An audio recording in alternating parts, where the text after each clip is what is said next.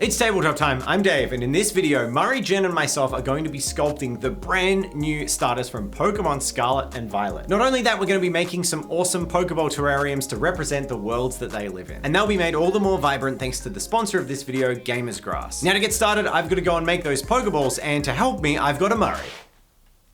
Yay. So to make some really cool Pokemon terrariums, the first thing we need is something to put them in, and it's traditional to put them in a Pokeball. So we found an awesome Pokeball by Mr. Fozzie on Thingiverse that actually can open and close, and I set to 3D printing them on our printers. Now these days, an extrusion-based 3D printer is pretty cheap and accessible. You can pick one up for like $100, $150. That's cheaper than most boxes of Warhammer. As the focus of the project was these terrariums, getting the Pokeballs printed was an awesome boon, and this was a really cool 3D file, so definitely check it out. I cleaned up the Pokeballs by trimming off bits, sanding them, and then went with some putty primer just to cover up some of the more obvious print lines. I think a stronger putty in the future could be used, but I was happy with it for now. We did about 5 coats of putty primer, and there's still some noticeable marks of print lines where there was some little print errors, so I'd love to hear what your favorite tools are in the comments for cleaning up these kind of print lines on FDM prints. Now there's a hinge on these 3D files which is absolutely fantastic, so I inserted a little bit of brass rod and glued it on either end, which would allow the Pokeball to open and shut based on a button press at the front. While the tops and bottoms were being putty primed, I sprayed the internal mechanism black after looking at some references of Pokeballs. One thing I love about these Pokeball designs is that they have that internal frame, which is going to allow them to look a lot more realistic when we see them open up. Now for the tops and the bottoms of the Pokeballs, once the putty primer was dry, we sprayed a silver inside the Pokeballs. And for the tops of the Pokeballs, we sprayed them a matte red, and for the bottom, they were sprayed a clean white. And with these sprays on top of the putty primer, these Pokeballs are really starting to look fantastic. The only part remaining on the Pokeballs uncolored was the central button, which I first painted gray to make the following coats of white go on a lot easier. With this hand painting done, the Pokeballs could be glued together, and they are looking pretty good if I do say so myself. And as a final treat, a bit of fun, I thought it would only be fair to randomize which of these starters we each got, rather than fighting over them. So I printed out photos of the new starters from Pokemon Violet and Pokemon Scarlet, folded them up and put them in the Pokeballs. And now I just need to come up for some way for Murray and Jen to pick their Pokemon.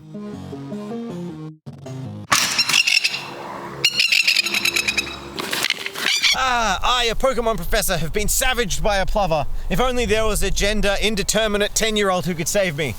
That looks like you! Are you a boy or a girl? Either. Yeah. It doesn't matter. Just come here. Welcome to the world of Pokemon. Skip. Pokemon are majestic. Choose a Pokemon. Ooh.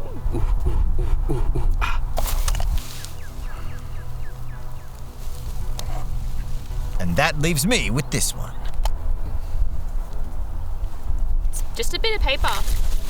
Yeah, you've got to sculpt them. Oh my god! I got the chili. I got the duck! I wanted the duck! Yes! Cat. Quaxley! And you got the dud.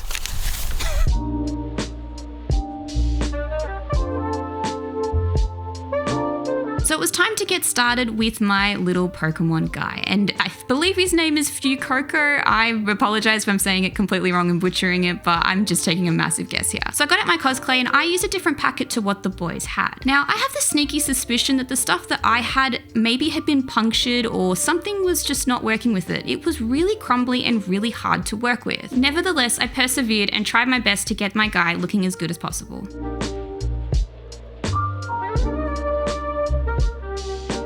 So the Pokemon I had gotten was Quaxley, and while Jen and Murray's Pokemon have these Italian-inspired names, mine's just a pun, I guess. Well, anyway, moving forward, I've actually never sculpted with polymer clay. This is my first time using cosplay. I've never even touched the stuff. I set about sculpting some tiny little feet for him. I made some little sticks and stuck them in for his tiny little beanpole legs. Now I know you oven bake clay, but you don't oven bake clay at a temperature that light skewers on fire, so I should be fine to use skewers, but I'm going to be watching the oven very closely. I rolled out the tiny feet, and this was probably the roughest part of my build where I was getting the most familiar with it. But hey, I persevered, and we have little upright duck legs. Okay, so the Pokemon that I had pulled is Sprigatito. So I think that this might be the most complex of the 3 starters, just with all the little designs and swirls of fluff coming off him. So this could be an interesting challenge. However, it's a little cat, and its entire body basically consists of 3 little spherical lumps.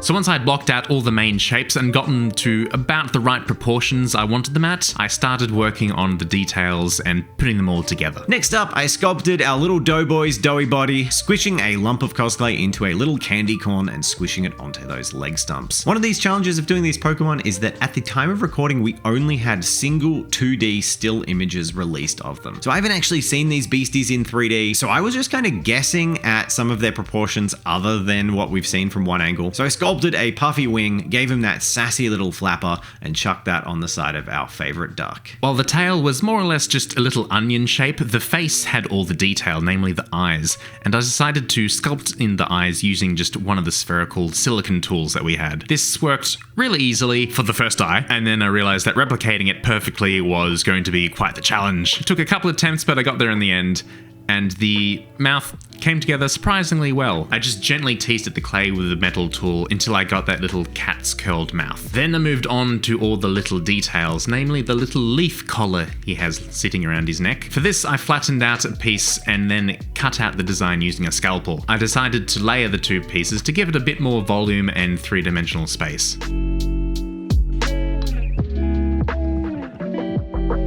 Then I put this assembled piece onto the cat's neck. Then after using a little piece of wire, I pinned the head straight onto the neck, joining everything together. So one of the important parts of the Quaxly candy corn body was giving him that little rump at the bottom, so I used a skewer to just lever in a bit of a shape so that when I press down either side, maybe just cut this clip, it looks like a and then I squished that onto his legs. So picturing Howard the Duck's nightmarish visage, I squished some cosplay onto the table and made a beak. Pressing it into the shape with my fingers, smoothing it out, and then using a skewer to define the lines where the beak meets. With the flappers firmly closed, I used the point of the skewer to give him 2 little duck nostrils. So I squished on the beak and only mildly mutilated it with my fingers, and after a bit of smoothing out to try and get the shape back, I was ready to sculpt in the lines that define Quaxly's eyes. Grabbing 2 balls of cosplay, I shaped them into small ovals and then squished them down onto his face. These would form the outline of the eyes, but I figured I'm much more experienced at painting than sculpting, so I'll be doing the details such as the iris and the pupil with paint a bit later. And then, like a true professional fighting for 1 camera between 3 crafters, I completely forgot to record me sculpting his funny little duck hair. So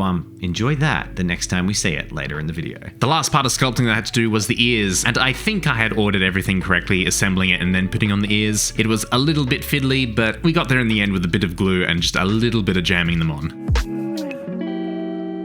Get out of the way, because now it's time for Gamer's Grass. That's right, the sponsor of this video, Gamer's Grass, makes amazing products. You've all seen them in our videos before, and you're seeing them in this video. These are products that really every single hobbyist should have in their arsenal. They have a complete range of tufts, including flowers and textured bushes. Their spiked grass was the first time for me today. Absolutely awesome. But not only that, they just expanded their range to include 5 new laser cut plant designs. And I wish we had them on hand today because I absolutely adore their laser cut plant products. I think Murray and Jen do too. We all do here.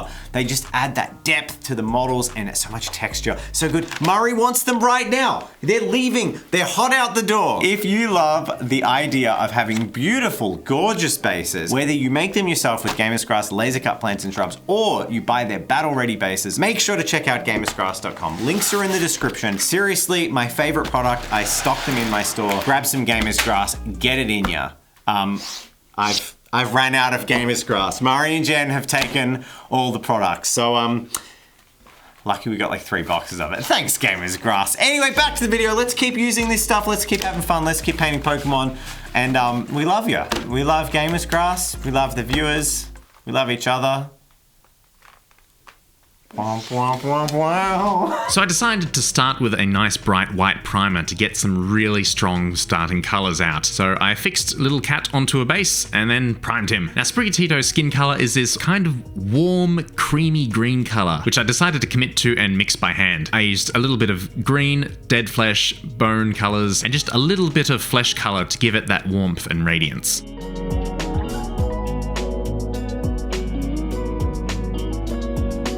Getting a strong green was also a little bit tricky, as my personal peeve of there not being any really saturated and vibrant greens in miniature ranges kind of irks me. However, with a little bit of mixing, I think I managed to get something pretty close.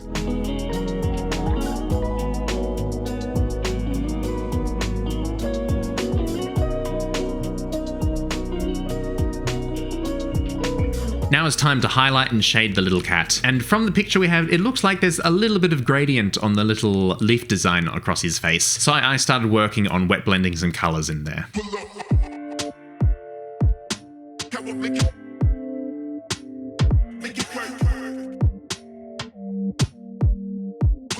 The eyes and mouth, I went for a really strong dark red, and I'd highlight it up from there to give it that sort of glossy depth. This is where sculpting in the irises really paid off, as I had something to work with. I was basically painting within the lines now. Now when it came to black lining the models, I didn't want to go straight for black, as that would be too strong a contrast, so I went for a very smoky grey. I used this to do all the line work and to paint in the eyes itself. So I filled up the base of my Pokeball with corkboard layers just to give it a bit of rigidity and structure, and then I ended up with this nice little platform just inside the lip of the Pokeball. This will be the basis for my diorama. So to gap fill and just add a little bit of texture to the ground over the corkboard, I added just a little bit of earthing mix. As a final step, I dry brushed some warm colors onto the base, as it had dried kind of dark and a bit gloomy, and I wanted to make it a really happy atmosphere. So I started with a sort of ruddy red and then went up to an almost bone color. I'm going to be using a huge variety of Gamers Grass's products. I start by adding all these pieces randomly, but then I start to get a lot more strategic in the color balance. If there's one over Sprigatito's left, I want one maybe in the back to his right. Then I'll proceed adding more and more in different colors until I get an aesthetic that I'm really happy with. And we're done! We have this lovely, fantastical little scene, and I love it. It's turned out far better than I thought it would. I hope my little Sprigatito is happy with it. He certainly looks it.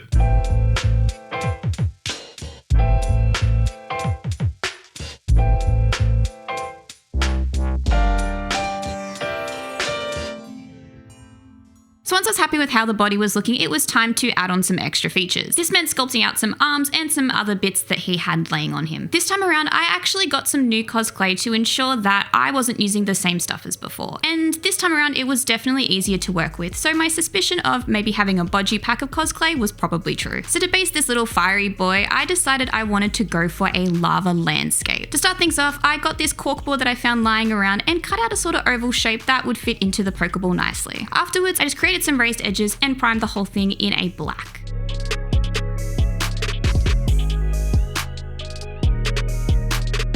Just to finish things off, I just gave the rocks a little bit of dry brushing with a light grey just to make the edges really stand out. The idea behind this base, I definitely wanted him to be swimming in a bit of lava and include some of those awesome Gamers Grass burnt plants. Painting my Pokemon was relatively easy. He was just a bunch of really flat laid colours, and I decided I didn't want to add too much gradient to him. He already had a fair amount of colour on him, so I just wanted to keep it really simple. For some reason, this red came out really shiny, but I just sprayed this with a matte varnish to get rid of all that glossy texture. While I waited for my Pokemon to dry, it was time to move back onto the base. I mixed up 3 different colours of resin, black, yellow and red, to help create my lava colour. I watched a couple of videos online first, and I was semi-confident this would turn out okay. First things first, I laid down the black just to ensure that none of the resin would fall into the cracks of the Pokeball. After everything was cured, I just went on top with layers of yellow and red and mixing in the colours when needed.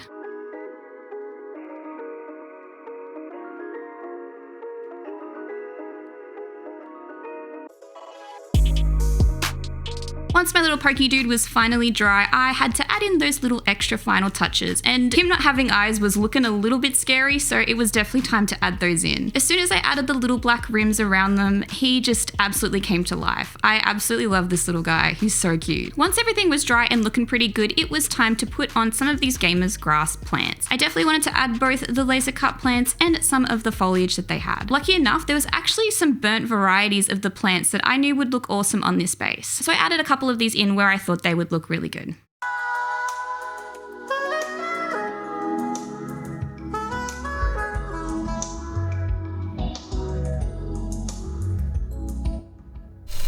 Now stay very still as I continue to comb your hair. I wouldn't dream of moving. I've got to look good for PAX Oz. You're going to PAX Oz, so am I going to PAX Oz. Yes, a panel and a meet-up on the Friday. I'll Get be your cosplaying tickets. as Broden Kelly.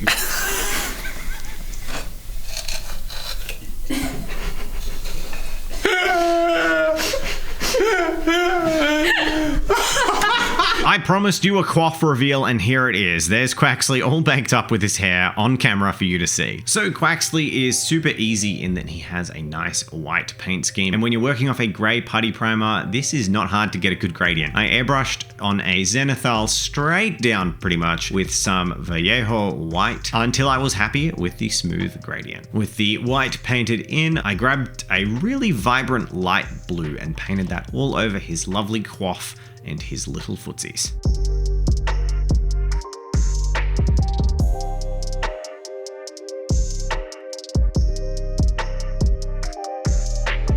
Now, to get the Pokemon effect, I needed to try for a cartoon shading, which is pretty simple, usually 1 or 2 tones. But being a miniature painter, I couldn't help but doing some glazes and feather blending here. I mixed a minty, almost green blue with the original blue to replicate that really light, minty fresh blue that Quaxley has highlighting his features.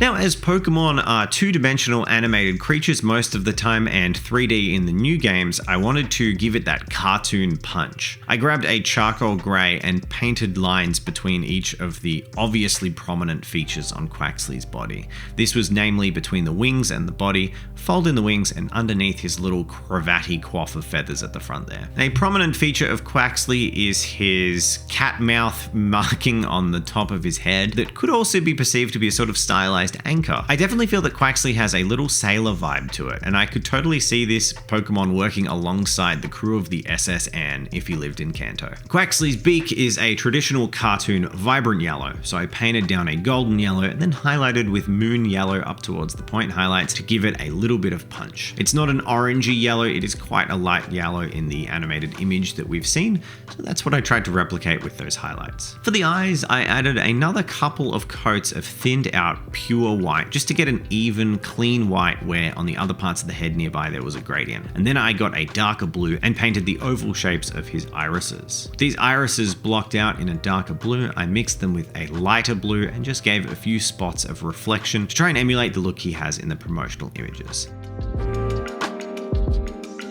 Now, in the areas of the wings where I'd done that soft charcoal line, I was happy with it, but for the facial features, I wanted a bit more of a prominent black line. So I went to that flat black and separated the beak from his face with a black line. I also painted black in the nostrils and along the seam of the bill. And then I also painted around his irises with a black line as well to further define his eyes from the remainder of his eyes.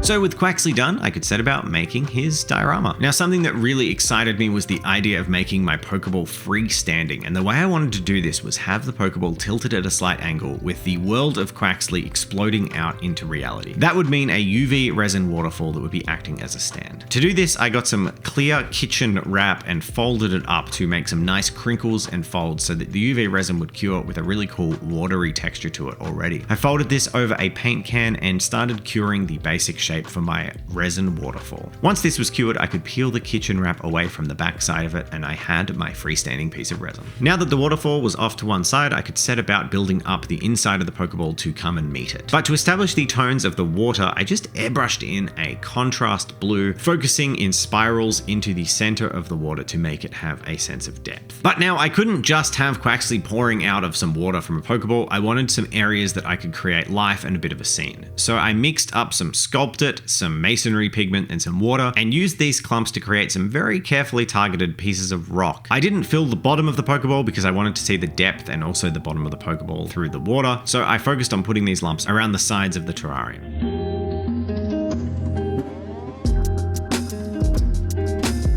Give these a bit of depth, I just airbrushed in some darker browns in a modeled pattern just to make the earth look a bit more natural, as sometimes I find this Sculpt It looks a bit like lumpy uncooked chocolate. To further give texture and color to this, I dry brushed in a couple of browns in different areas just to pick out all the highlights, and there we go. I'm happy with the earth. This will be a really good foundation to put some plant life on. So the first plant I grabbed was the laser cut Lords and Ladies. Now these are not technically lily pads, but they have always reminded me of lily pads, and the way you can fold them makes them a really good substitute for them. This would be part of my underwater life and would be seen through the water and would give that sense that this is a vibrant river full of life. Another thing rivers have in common is a lot of thick river reeds. So I used these spiky green clumps which have wild shapes going all over the place. Thought these worked really well for those thick matted clumps of riverweed that you can't really see through and have twigs and dirt stuck in them. So these joined the lily pads and filled out the bottom part of the terrarium. And as a final touch for the underwater life, I used some of the banana leaves. Now these for me feel like those thick, long, more kelpy plants underwater. Now I know kelp is a sea leaf, but I've seen plenty of these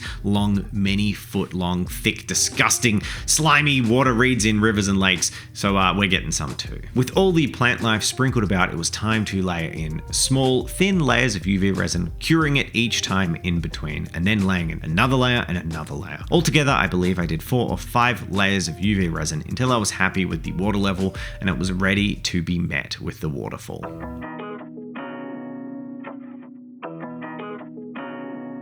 Now to attach the waterfall, I got Jen's help, that is an extra set of hands so that I could pour in some UV resin, stick it onto the waterfall, and then have Jen cure it with the torches. This required multiple passes and adding some UV resin again and again on the top side and underside, and we spilt a little bit on the front of the Pokeball, which set, but that's okay, it just looks like a drip of water that has fallen and dried on the front of the Pokeball. Now that the Pokeball was freestanding on a waterfall, I test fit a big twig that I would be using for Quaxly to actually stand on. One of the key parts to making a living area look like it is real is to have lots of different plants and textures. So I used some of these awesome green bushes that have small protruding leaves on them, along with dark green shrubs. I was careful to balance these shrubs while putting some clustered together and others separated, but I did leave a gap on either side of the log as if it was a little nature path that Quaxlys waddle along every day. To add a little bit of color without distracting from Quaxly, I added some white and blue flowers. These are both, of course, colors on Quaxly, and the flowers themselves being less obvious and less saturated just add a little bit of the same color that's on the model without distracting, and I think it works really well.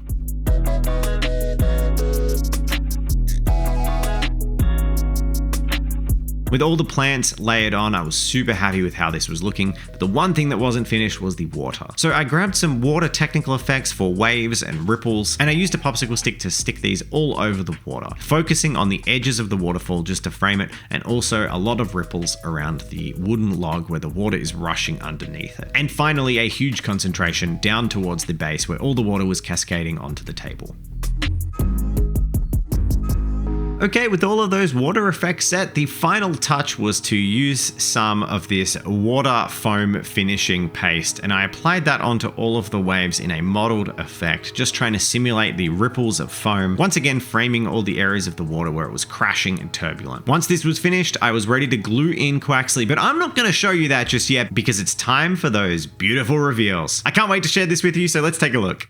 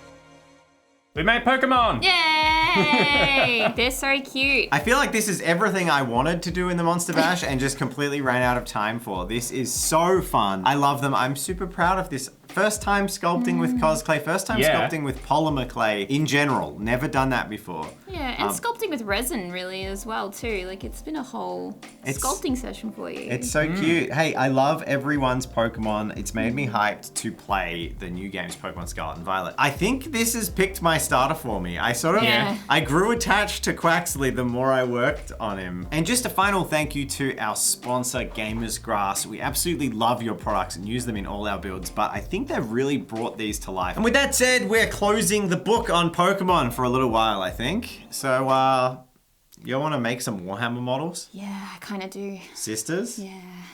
Yeah. Heresy, brother. Oh, yes. I could do with a bit of heresy. Cool, let's do that. Let's paint some Warhammer. I'm not even gonna pretend. I love these too much.